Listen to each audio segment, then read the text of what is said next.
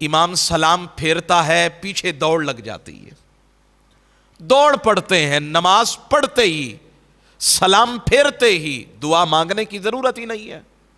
دعا مانگی نہیں ہے، اللہ سے مانگا ہی نہیں ہے، دوڑ پڑے ہیں سارے۔ او بھائی جمعہ کے دن بھی لوگ اتحیات میں امام ہوتا ہے وہ پھر آتے ہیں،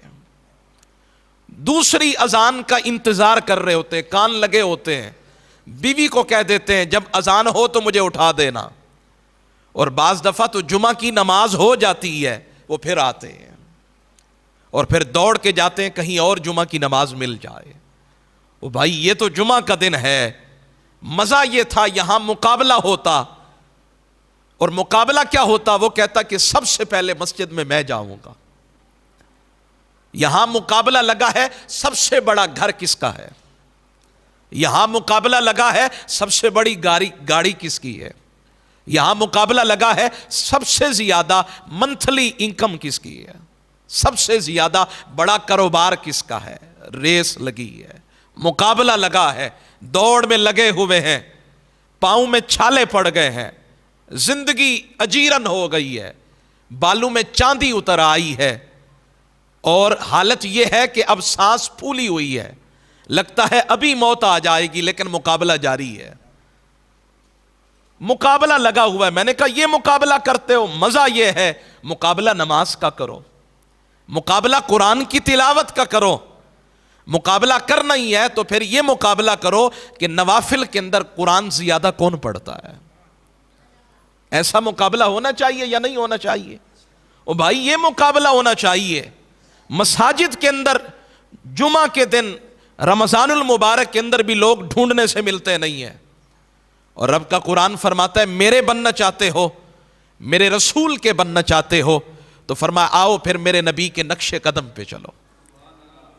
اور کتنی بڑی بات جو میں عرض کرنے لگا ہوں بڑی قابل غور ہے، وہ ایک بزرگ سالوں تک مسجد میں اذان سے پہلے آتے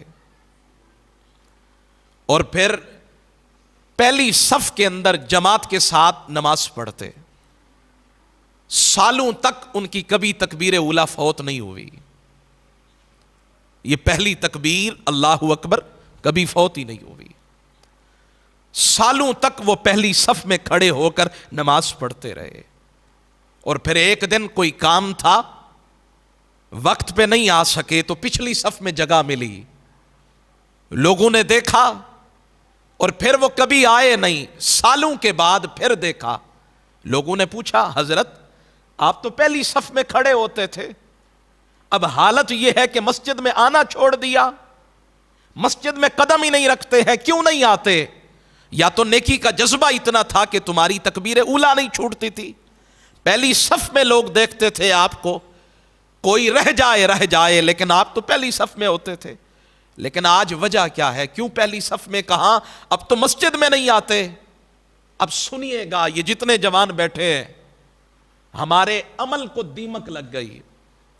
یا تو عمل کرتے نہیں ہیں، اور اگر کیا بھی ہے تو انہیں دکھانے کے لیے، نماز لمبی ہو گئی، سجدہ لمبا ہو گیا، اور یار وہ بندہ دیکھ رہا ہے، اسے پتہ بھی تو چلے نا کہ میں کتنا نمازی ہوں۔ اللہ کے گھر میں آ کر اللہ کے لیے جو عبادت کرنی چاہیے تھی وہ بندوں کے لیے کر رہے ہیں۔ رب فرماتا ہے مجھے تکلیف ہوتی ہے، جو نماز میرے لیے پڑھنی چاہیے تھی ہاتھ میرے سامنے باندھے ہیں اور دل کسی اور کی طرف متوجہ ہے، کھڑا میرے سامنے ہے، کھڑا بھی میرے گھر کے اندر ہے، میری حمد اور ثنا کر رہا ہے، لیکن دکھا کسی اور کو رہا ہے۔ یار کتنی مزے کی بات ہے کہ جب عبادت کریں تو اس لیے کہ اللہ دیکھ رہا ہے،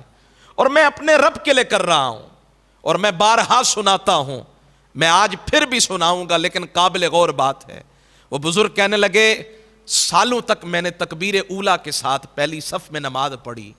اور پھر ایک دن میں تاخیر کا شکار ہو گیا، میں نے دیکھا کہ لوگ مجھے پلٹ پلٹ کے دیکھ رہے ہیں، مجھے شرمندگی ہوئی، پھر مجھے محسوس ہوا کہ یہ جو سالوں تک میں نے پہلی صف میں نماز پڑھی تھی یہ مخلوق کے لیے پڑھی تھی، خالق کے لیے نہیں پڑھی تھی۔ اب جتنی نمازیں میں نے پہلی صف میں کھڑے ہو کر پڑھی تھی، یہ جتنے وقت تک میں نظر نہیں آیا میں ان نمازوں کو ادا کرتا رہا ہوں۔